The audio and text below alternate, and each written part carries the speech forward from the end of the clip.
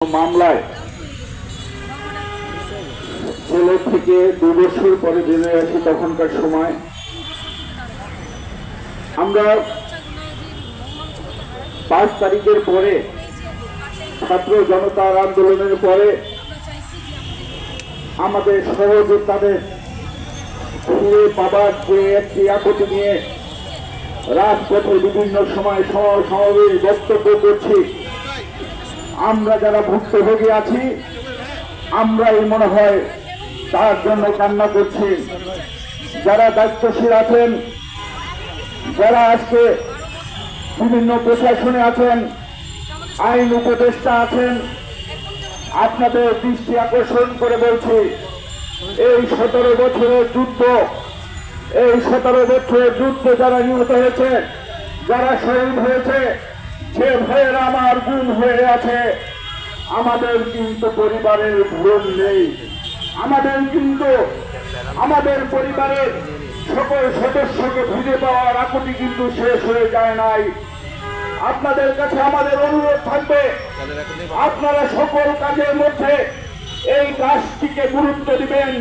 আমাদের স্বজনরা কোথায় আছে, কি অবস্থায় আছে, সেই স্পষ্ট আমরা জবাব চাই। আমরা বেনজির জিয়া হাসানকে ফাঁসির কাস্তে দেখতে চাই বাংলাদেশের মাটিতে। যারা আমার ভাইকে গুম করে রেখেছে, যারা আমার ভাইকে মাথায় বন্দুক থেকে গুলি করে রাজপথে ফেলে রেখেছে, তাদেরকে আমরা ফাঁসির মঞ্চে দেখতে চাই।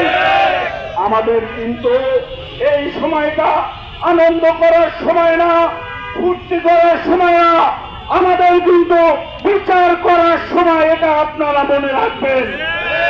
কারণ এই ফ্যাসিস্টদের হাত থেকে এই দেশকে রক্ষা করার জন্য, এই গণতন্ত্র, এই স্বাধীনতাকে রক্ষা করার জন্য যে সকল ভাই শহীদ হয়েছেন, যারা গুম হয়ে আছেন, তাদের পরিবারই কিন্তু একমাত্র জানে তারা কি হারিয়েছে, কি তাদের মধ্য থেকে চলে গেছে। তাদের মনের ব্যথা কিন্তু আপনারা বোঝার করবেন না। বন্ধুরা আমার, আমরা জানি আমরা কি অবস্থায় ছিলাম, আমরা জানি আমাদের সহযোদ্ধারা কি অবস্থায় আছে, তারা কতটা কষ্টে আছে, আমাদের কষ্ট লাগে। আপনারা দয়া করে সকল কিছুর ঊর্ধ্বে রেখে এই বিচারের ব্যবস্থাকে 1 নম্বর গুরুত্ব দিতে হবে আপনাদেরকে। বাংলাদেশে নির্বাচন হবে, গণতন্ত্র ফিরে পেয়েছেন, নতুন করে দেশ স্বাধীন হয়েছে, আগামীতে নির্বাচন হবে, গণতান্ত্রিক সরকার আসবে, সেটা প্রক্রিয়াধীন। ইনশাল্লাহ আমরা দ্রুতই সেটা পাবো। কিন্তু আমরা এই 6 দিন পার করলাম, কতগুলো দিন পার করলাম, আমরা কিন্তু একজন খুনিকে বিচারের আওতায় আনতে পেরেছি কিনা সেটা আমাদেরকে চিন্তা করতে হবে। আমরা খুনিদেরকে বিচারের আওতায় এনে আমরা সেই ফ্যাসিস্টদের, যারা ভারত বাহক, যাদের নেতৃত্বে, বেনজির জিয়াদের নেতৃত্বে যে গুম খুনগুলো হয়েছে, সেই আইজিপি শহীদুলের নেতৃত্বে যে গুম খুন হয়েছে, আমরা এভাবে দেখতে চাই না।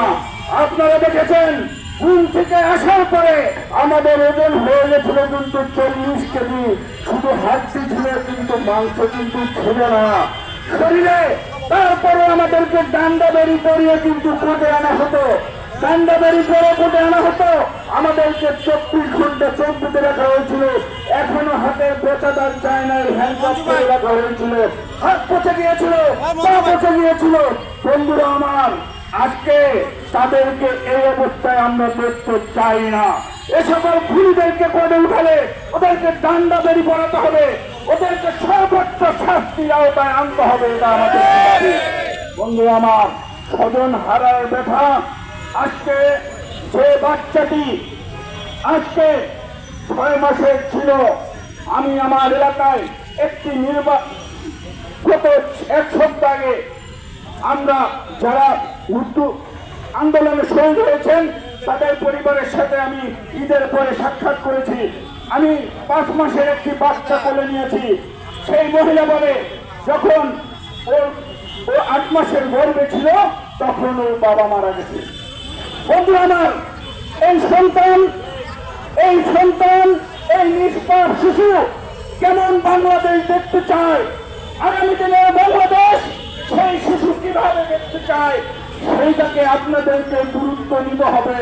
কে মন্ত্রী হবেন, কে এমপি হবেন, কে সচিব হবেন, সেইটা কি না ভেবে ওই কথাটা ভাবেন যে শিশুটি 8 মাসের গর্ভে ছিল, সে কিভাবে বাংলাদেশটাকে দেখতে চায়, তার কিভাবে বেড়ে উঠবে, সে কিভাবে বড় হবে, কিভাবে বাংলাদেশের নাগরিক হিসেবে স্বীকৃতি পাবে, তার বাবাকে কোথায় পাবে, সেই বিষয়ে গুরুত্ব দিয়ে আগে সেই পরিবারের দিকে খেয়াল রাখেন।